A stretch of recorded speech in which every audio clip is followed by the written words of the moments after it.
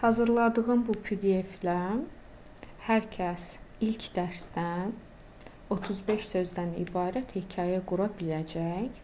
Çox gözəl PDF-dir. PDF-də nələr var? 3 şəkil verilibdir. Hər bir şəklə uyğun ideyalar, açar sözlər və Azərbaycan dilində cümlələr verilib və daha sonra isə transition words, yəni cümlələri bir-birinə bağlamaq, əlaqələndirmək üçün olan sözlər. One day, at first, meanwhile. Baxırsınız birinci şəklə. Birinci şəkildə bizə ideyada nə verib? Personajı təqdim et, harda olduğunu yaz, nə etdiyini qeyd et, onun çox vaxtını necə keçirdiyini göstər. Bunun üçün də sənə açar sözlər vermişəm. Baxın, əşyalardan tutmuş istifadə edəcəyim feillərə qədər. Məsələn, uzanmaq, lie, istifadə etmək, use, əlində baxın, planşet var, tablet, daha sonra qarşısında televizor var, qız divanda oturubdur. Hər bir sözü vermişəm burada.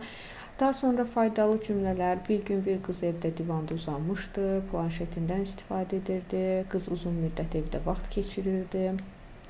Baxın, bir şəklə əsasən nə qədər cümlə yazılıbdır. Yəni, mümkün deyil ki, 35 sözü siz tamamlaya bilməyəsiniz və çox sadə şəkildə izahını vermişəm. Sonra keçirik ikinci şəklə. Baxın, picture 2.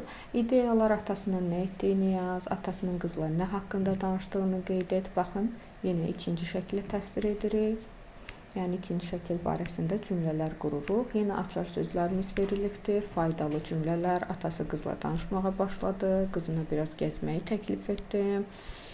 Yenə burada transition wordslərimiz var. Then, next, after that, a few minutes later. Daha sonra üçüncü şəklimiz gəlir. Baxın, üçüncü şəkildə artıq parkdadırlar, it də onlarla gəzir və biz bu cümlələrdən istifadə etməliyik. Cümlələr də hazır şəkildə verilibdir. Hansı sözlərdən istifadə edəcəyiniz də.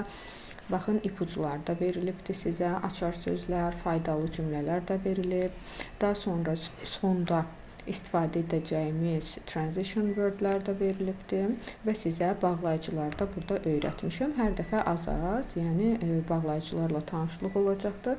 Təbii ki, mümkün deyil ki, ən başdan bunların hamısını tam gözəl şəkildə əzbərləyəsiniz. Yəni, bu sizin üçün çətin olar. Ona görə az-az vermişəm burada bağlayıcıları və PDF-də gözəl bir ipucu da sizin üçün nədir, yardım nədir sizin üçün. Baxın, tam hekayə Azərbaycan dilində burada yazmışam. Bunu yazıb bitirdikdən sonra səhvlərinizi, yəni müəllimdən asılı olmadan öz səhvlərinizi yoxlamağınız üçün həmin cümlələrin, hekayənin ingilis dilində tərcüməsini də PDF-də vermişəm. Yəni, bu PDF-dən istifadə edən şagird mümkün deyil ki, esse yazmağı bacarmasın, yəni hekayə qura bilməsin.